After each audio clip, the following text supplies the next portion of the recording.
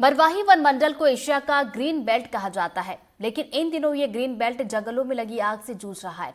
दरअसल महुआ और तेंदुपत्ता दोहन के लिए जंगल में आग लगाई जा रही है, जिससे न सिर्फ पर्यावरण को नुकसान हो रहा है बल्कि वन्य जीवन भी संकट में है।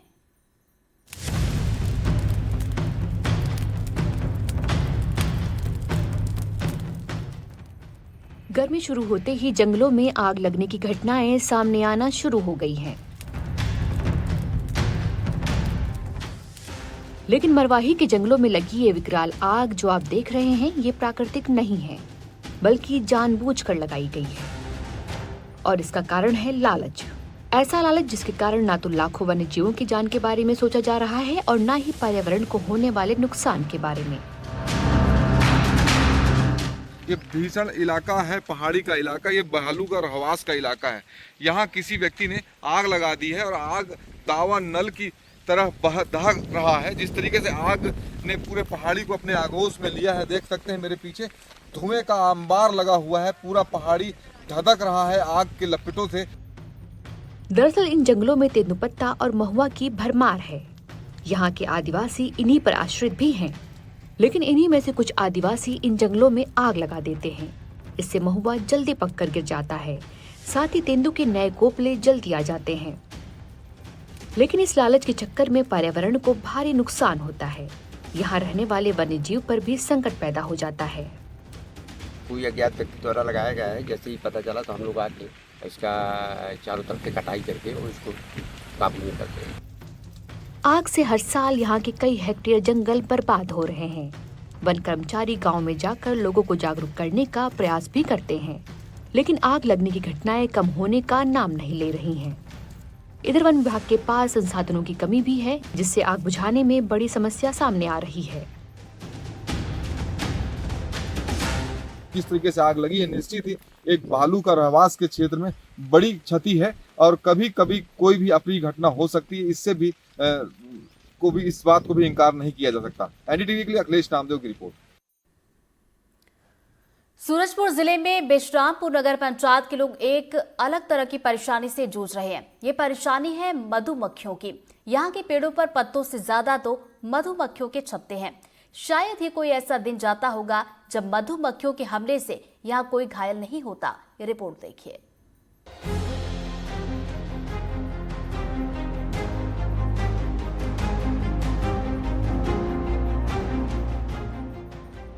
इन पेड़ों पर पत्ते कम और मधुमक्खियों के छत्ते ज्यादा है।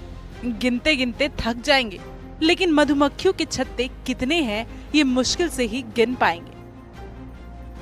ये पेड़ किसी जंगल में नहीं, घनी बस्ती के बीच में है और कब मधुमक्खियों का झुंड हमला कर दे, बस ग्रामीण इसी दहशत में जीते हैं। बच्चे घरों से बाहर खेलने में डरते हैं। यहाँ किसी पर मधुमक्खियों का हमला होना आम बात है।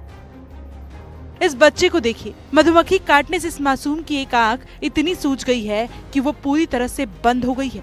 ये तस्वीरें सूरजपुर जिले के बिश्रामपुर नगर पंचायत के वार्ड नंबर 5 की है। जो भी यहाँ आता है इन पेड़ों को देखकर डर जाता है। यहाँ घरों के खिड़की दरवाजे हमेशा बंद रहते हैं, बस इसी डर में कि न जाने कब तेज हवा का झोंका आए और इन छत्तों से उड़कर मधुमक्खियां हमला कर। हर दिन यहाँ कई लोग इनके हमलों का शिकार बन रहे हैं। हम लोग का निकलना मुश्किल हो जाता है। हम लोग दिन भर दरवाजा बंद करके रखते हैं, इतना मुश्किल हो गया है। डेली काटता है। एक बच्ची को तो एडमिट करना पड़ा अभी कुछ दिन पहले, बहुत तेज बुखार था। अब काटने के लिए तो बोलते हैं लेकिन काटते नहीं है। दहशत का दूसरा नाम बन चुके इन पेड़ों से छत्ते हटवाने या इन पेड़ों को कटवाने जैसी मांगे लेकर ग्रामीण हर दिन नगर पंचायत का चक्कर लगाते हैं, लेकिन इनकी परेशानी कोई समझने को तैयार नहीं है। काटा है, कल भी काटा है। बहुत परेशानी हो रहा है, निकलने के लिए, रास्ते में जाने के लिए परेशानी हो रहा है। एकदम घर के अंदर घुस जा रहा है, एकदम परेशानी है। चाहते हैं कट जाए, पेड़ कट जाए। दोनों जगह पेड़ में लगा है। यहाँ रहने वाले लोगों की समस्या को लेकर जब नगर पंचायत बिश्रामपुर के जिम्मेदार अधिकारियों से बात करने की कोशिश की गई तो वो कुछ भी कहने से बचते नजर आए। हालांकि जल्द इस मामले के निराकरण की बात अधिकारियों ने जरूर कही है। सूरजपुर से एनडीटीवी के लिए इमाम हसन की रिपोर्ट।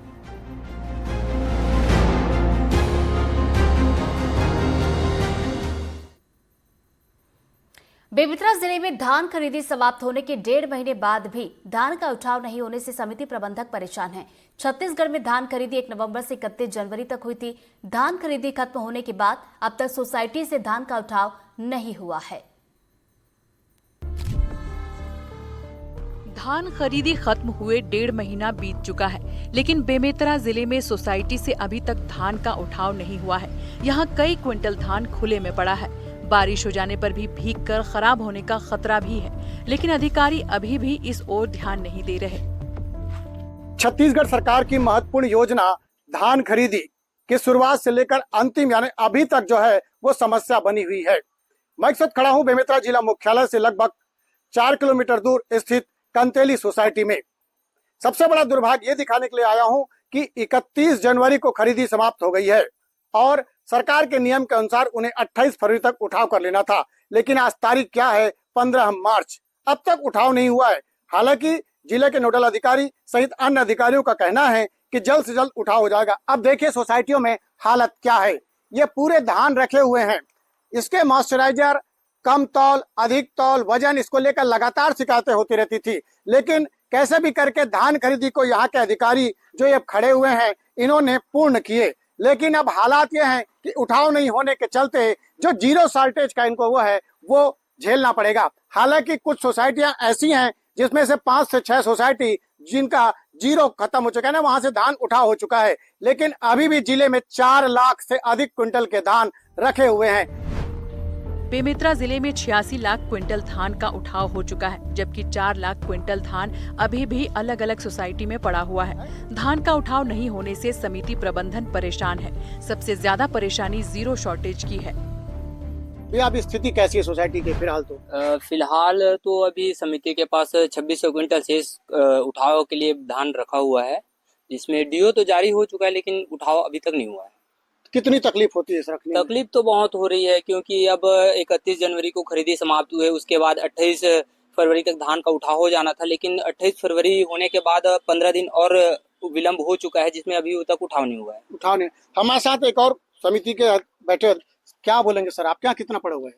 मेरे यहाँ करीबन 5400 बोरा पड़ा हुआ है और अभी के स्थिति में मैं देखता हूँ तो प्रत्येक गाड़ी कम से कम 8 से 10 कुंटल सूखत आ रहा है, फिर भी हमको जीरो करने का दबाव बनाया जा रहा है। इधर समिति के प्रबंधक परेशान हैं, तो दूसरी तरफ जिला प्रशासन का कहना है कि धान बहुत कम मात्रा में बची है और उसे जल्द से जल्द उठा लिया जाएगा।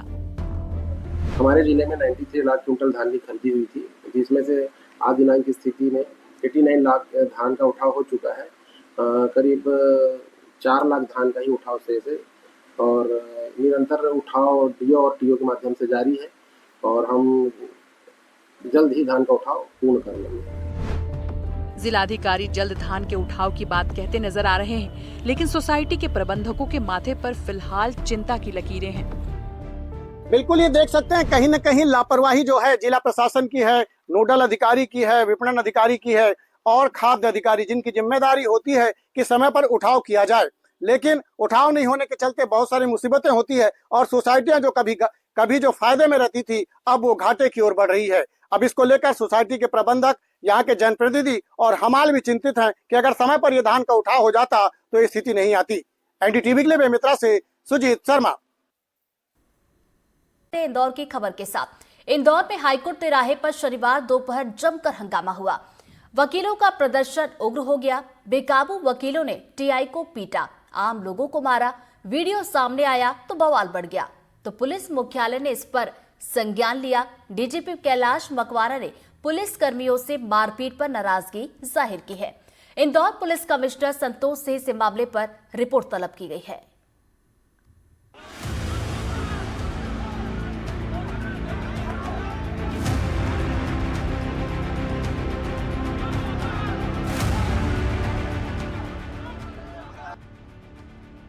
हंगामा कर रहे ये लोग अगर आम होते तो बात कुछ और होती, लेकिन ये इंदौर के वकील हैं जिन्होंने ना सिर्फ 2 घंटे तक शहर के सबसे प्रमुख रास्ते एमजी रोड को ब्लॉक कर दिया, बल्कि टीआई को पीटा, आने जाने वाले राहगीरों तक से मारपीट कर डाली।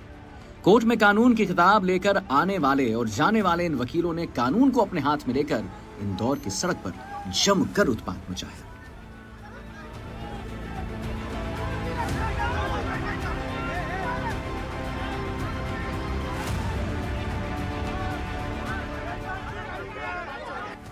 पहले टीआई को दौड़ा दौड़ा कर पीटा।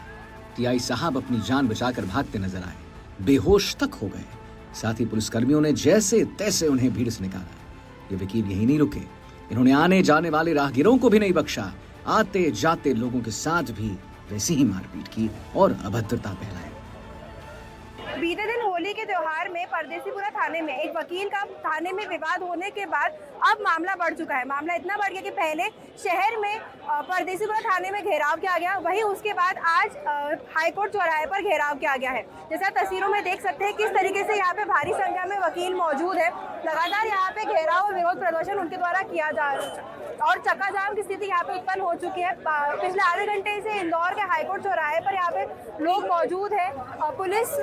पुलिस के विरोध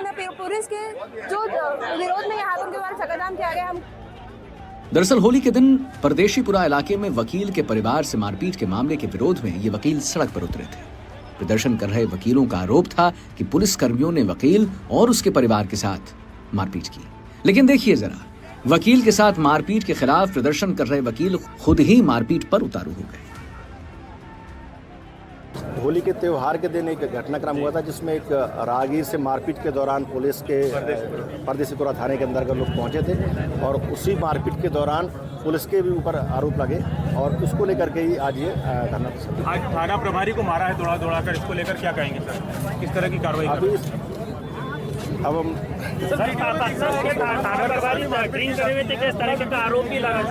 चलो जाहिर है रिश्वत डीएसपी मारपीट के मामले में कुछ भी बोलने से बचते नजर आए, लेकिन होली के दिन हुई घटना के मामले में पुलिसकर्मियों पर कार्रवाई की बात उन्होंने जरूर की। हालांकि एसडीएम रोशन राय जरूर यह कहते हुए नजर आए हैं कि चक्का जाम और पुलिसकर्मी से मारपीट के मामले में कार्रवाई की जाएगी। कोई घटना के बीच में पुलिस और अधिवक्ता पक्ष के बीच आपस में विवाद की स्थिति आई है और इस स्थिति को लेकर यहाँ अधिवक्ता संघ के द्वारा एमजी रोड पर चक्का जाम किया गया है और इस चक्का जाम के लिए पुलिस और हम लोग प्रशासन संयुक्त रूप से यहाँ उपस्थित हुए हैं ताकि जो उपरोक्त समस्या है उसका निराकरण किया जा सके। इंदौर में वकीलों की गुंडागर्दी के सामने पुलिस बेबस नजर आई। ये तस्वीरें देखकर हर कोई हैरान है। हालांकि जिस मामले को लेकर वकील प्रदर्शन कर रहे थे उस मामले में पुलिसकर्मियों पर कार्रवाई की बात एडिशनल डीसीपी बोल चुके हैं, लेकिन गुंडागर्दी करने वाले इन वकीलों पर कब कार्रवाई होगी, यह एक अहम और बड़ा सवाल है। इंदौर से एनडीटीवी के लिए तनुश्री देसाई की रिपोर्ट। अब आपको जो खबर हम दिखाने वाले हैं उसे देखने के बाद अब सड़क पर किसी से भी लड़ाई करने से पहले आप कई बार जरूर सोचेंगे।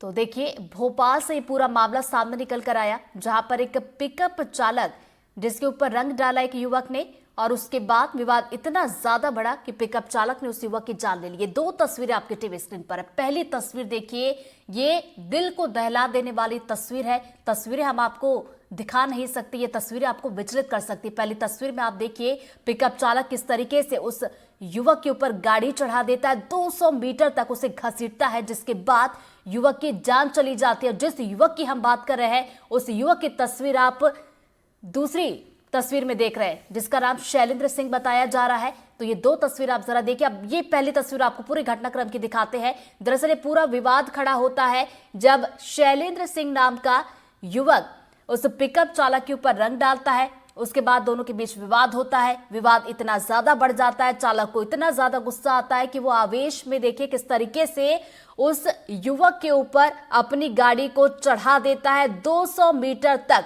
उसे घसीटता है, जिसके बाद उस युवक की मौके पर ही मौत हो जाती है। इन तस्वीरों में आप जरा गौर से देखेंगे तो गाड़ी के ठीक किनारे आपको दो युवक और नजर आ रहे होंगे, एक नीली शर्ट में और एक सफेद रंग की टी शर्ट में। ये दोनों ही उस पिकअप चालक को रोकने की कोशिश जरूर करते हैं अपनी तरीके से। वो हाथ दिखाते हैं कि पिकअप चालक रुक जाए, लेकिन पिकअप चालक नहीं माना और उस युवक को पहले देखिए, उसके ऊपर ये देखिए पिकअप वाहन को किस तरीके से उस युवक के ऊपर चढ़ाया और इस तरीके से 200 मीटर तक उसे घसीटा गया, जिसके बाद उस युवक की जान चली गई। और ये दो तस्वीरें आपको फिर से दिखाते हैं। पहली तस्वीर देखिए, ये पूरी हत्या का वीडियो हम आपको दिखा रहे हैं। वहीं दूसरी तस्वीर शैलेंद्र सिंह की दिखा रहे हैं, जिसकी इस पूरे घटनाक्रम में जान चली गई।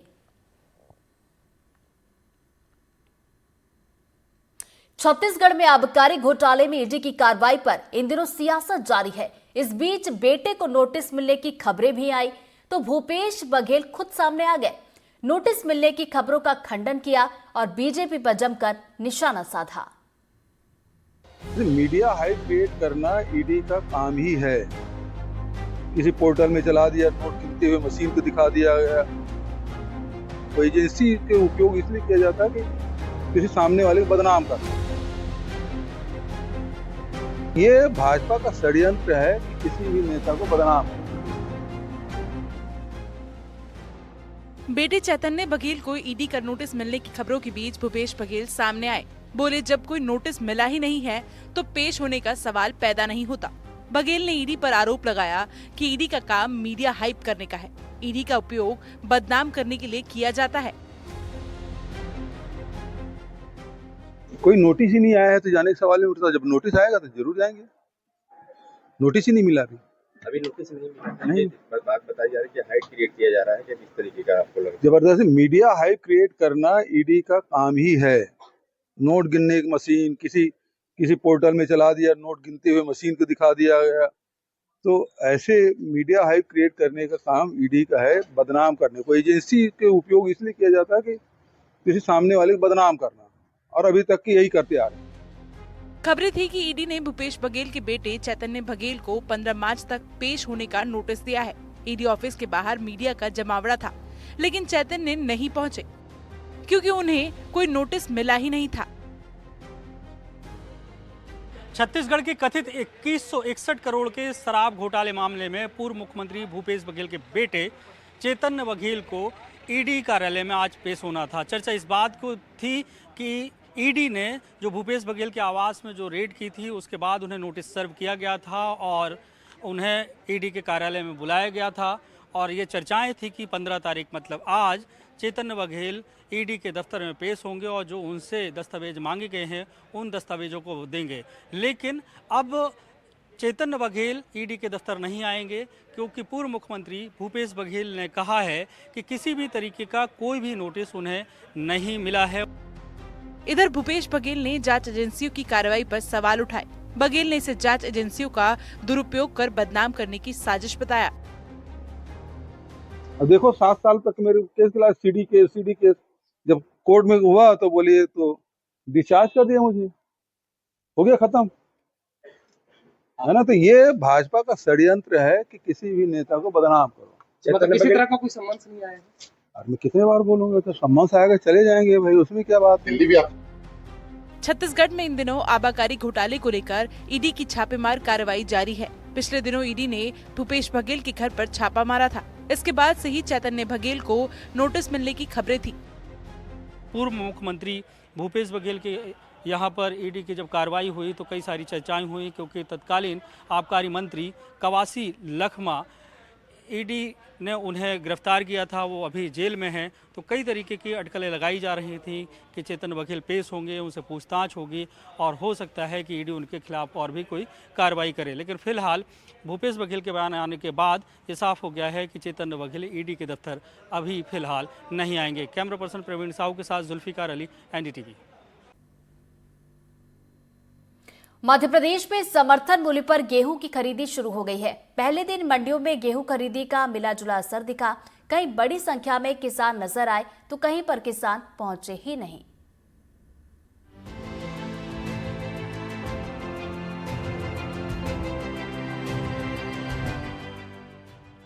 मध्य प्रदेश में समर्थन मूल्य पर गेहूं की खरीदी शुरू हो गई है। सरकार ने गेहूं का समर्थन मूल्य 2425 रुपए तय किया है। साथ ही प्रति क्विंटल 175 रुपए का बोनस देने का भी ऐलान किया है। यानी किसानों को प्रति क्विंटल 2600 रुपए का भुगतान किया जाएगा। पहले चरण में उज्जैन, इंदौर, नर्मदापुरम और भोपाल संभाग में समर्थन मूल्य पर गेहूं खरीदी शुरू हो चुकी है। दूसरे चरण में 17 मार्च से अन्य संभागों में समर्थन मूल्य पर गेहूं खरीदी शुरू होगी। बैतूल में गेहूं खरीदी की शुरुआत तौल कांटे की पूजा और किसानों के सम्मान के साथ की गई। बैतूल जिले में गेहूं खरीदी के लिए 52 खरीदी केंद्र बनाए गए हैं। अब तक जिले में 8000 से ज्यादा किसान गेहूं बेचने के लिए रजिस्ट्रेशन करवा चुके हैं। हालांकि पहले दिन कम ही किसान मंडी में गेहूं बेचने पहुंचे। समर्थन मूल्य पे आज से जो है सरकारी खरीदी शुरू हो गई है और ये जो पहला एक जो किसान है जिन्होंने आज गेहूं लेके आया है, यहाँ पे बकायदा पूजा अर्चना की गई है और उसके बाद जो है वो किसान से ये माल खरीदा गया है। और हमारे साथ फूड ऑफिसर हैं, उनसे जानेंगे कि कितने केंद्र बनाए हैं और कितने रजिस्ट्रेशन आज तक हो चुके हैं। सर, क्या शुभ नाम है आपका? कृष्ण कुमार टेकाम, जिला आपूर्ति अधिकारी बैतूल। सर बताएं, अभी तक कितने रजिस्ट्रेशन हो गए हैं? आज तक अपने पास 8,550 रजिस्ट्रेशन हो गए किसानों के और हमारे द्वारा 52 खरीदी केंद्र बनाए गए हैं। 52 खरीदी केंद्र में से अभी लगभग 7 स्लॉट हमारे बुक हो गए हैं और जहां अभी यहाँ पर तो हम WLC गोदाम में भी खरीदी शुरू कर दी है। हमारे अभी जामटी में भी खरीदी हो रही है, आटनेर में भी खरीदी हुई है। आज हमारे लगभग 4 से 6 किसानों से खरीदी हो जाएगी। अभी तक कितने रजिस्ट्रेशन हो चुके हैं? अभी तक आज की तारीख में 7 रजिस्ट्रेशन है। आज 15 तारीख में, आज 7 है, स्लॉट बुक हुए। सीधी जिले में समर्थन मूल्य में गेहूं की खरीदी शुरू हो गई है। हालांकि जिले के ज्यादातर इलाकों में गेहूं की कटाई में अभी समय है। ऐसे में कृषि उपज मंडी में गिने चुने किसान ही नजर आए। जो गेहूं की फसल है वो खेतों में है और वो फसल अभी तैयार नहीं हुई है, जिसके चलते आप देख सकते हैं कि अभी मंडी परिसर में हम दिखाएंगे कि जो मंडी परिसर है उसमें सन्नाटा है और किसान अभी अपने खेतों को में जो फसल है उसको काटने की स्थिति में हो रहे हैं। चूँकि जो पहले बोनी हुई थी वो फसल तैयार हो रही है, लेकिन अधिकांश खेत ऐसे हैं, अधिकांश किसान ऐसे हैं कि जो अभी अपने खेतों में फसलों को इंतजार कर रहे हैं कि फसल पक जाए तो कटाई हो। नर्मदापुरम में भी गेहूं की खरीदी शुरू हो गई है। जिले में खरीदी के लिए 115 केंद्र बनाए गए हैं। इस साल नर्मदापुरम जिले में 2,25,000 हेक्टेयर में गेहूं की बोनी हो गई है, जिसके चलते उम्मीद लगाई जा रही है कि इस बार गेहूं की आवक अच्छी होगी। नर्मदापुरम में पिछले साल 2,85,000 मैट्रिक टन गेहूं उपार्जित हुआ था। इस साल की अगर बात करें तो किसानों ने 2,25,000 हेक्टेयर भूमि में बोनी की है, जिससे बम्पर आवक की संभावना है। मध्य प्रदेश सरकार ने समर्थन मूल्य पर गेहूं में बोनस देने का वादा किया है, जो कि 125 रुपए प्रति क्विंटल का बोनस है, जिसके आधार पे इस साल जो खरीदी होगी वो 2,600 रुपया प्रति क्विंटल गेहूं की खरीदी की जाएगी। खंडवा में गेहूं की खरीदी शुरू होने के पहले दिन मंडी में सन्नाटा पसरा रहा। एक भी किसान समर्थन मूल्य पर फसल बेचने नहीं पहुंचा। हालांकि जिले में समर्थन मूल्य पर खरीदी के लिए खास इंतजाम किए गए हैं। पहला दिन है, मगर यहाँ पर आप देख सकते हैं पूरी मंडी में यहाँ पर पूरा हम दिखाने की कोशिश करेंगे कि यहाँ पे जो है हमाल यहाँ मौजूद है, यहाँ पे जो मंडी के कर्मचारी वो मौजूद है, मगर किसान जो यहाँ पर अपनी उपज लेकर के समर्थन मूल्य पर बेचने के लिए नहीं पहुंचे हैं। ये बताइए सर कि कितने यहाँ पर, जैसे आपने बताया कि 11,000 लोगों ने समर्थन मूल्य पंजीयन किया है, तो कितने केंद्रों की स्थापना की गई है, क्या क्या यहाँ पे व्यवस्था की गई है? अपने पूरे जिले में 61 गेहूं उपार्जन केंद्र स्थापित किए गए। उनमें से 52 गोदाम स्तरीय उपार्जन केंद्र हैं और 5 मंडियां हैं अपनी, उसमें उपार्जन के लिए 3 समिति स्थापित। बुरहानपुर में 18,000 हेक्टेयर से अधिक रकबे में इस साल किसानों ने गेहूं की खेती की है। हालांकि इलाके में पिछले 3 साल से किसान समर्थन मूल्य पर गेहूं नहीं बेचे जा रहे हैं। इसके कारण बाहर दाम अधिक मिलना। इस साल भी अभी तक सिर्फ 150 किसानों ने ही समर्थन मूल्य में गेहूं बेचने के लिए रजिस्ट्रेशन करवाया है। बुरहानपुर में बीते 3 साल से किसानों ने एक दाना भी समर्थन मूल्य पर गेहूं नहीं बेचा है और इस बार भी किसानों ने कोई खास रुचि नहीं दिखाई है। हमारी जानकारी के अनुसार अब तक 150 किसानों ने समर्थन मूल्य पर गेहूं बेचने में अपना पंजीयन कराया है। फिर भी पंजीयन केंद्र पे और खरीदी केंद्र पर देखिए तैयारी शुरू हो गई है। यहाँ टेंट लग चुका है, यहाँ पानी की व्यवस्था की तैयारी चल रही है। यहाँ पे देख सकते हैं आप गोडाउन पर पोस्टर लगा हुआ है, क्या भाव रहेंगे, और अंदर आप देख सकते हैं कि पूरी तैयारी कर ली गई है। और जिस तरीके से किसान यहाँ गेहूँ बेचने आएंगे तो यहाँ पर उसका कंप्यूटर से पूरी कार्रवाई की जाएगी और यहाँ जो गेहूँ आएगा उसका स्टोर किया जाएगा। मध्य प्रदेश के कई इलाकों में समर्थन मूल्य पर गेहूं खरीदी की शुरुआत भले ही फीकी रही हो, क्योंकि कई इलाकों में अभी गेहूं की कटाई नहीं हुई है। लेकिन आने वाले दिनों में मंडियों में गेहूं की बम्पर आवक होने वाली है, क्योंकि मध्य प्रदेश में इस बार गेहूं का बम्पर उत्पादन हुआ है। Bureau report, NDTV।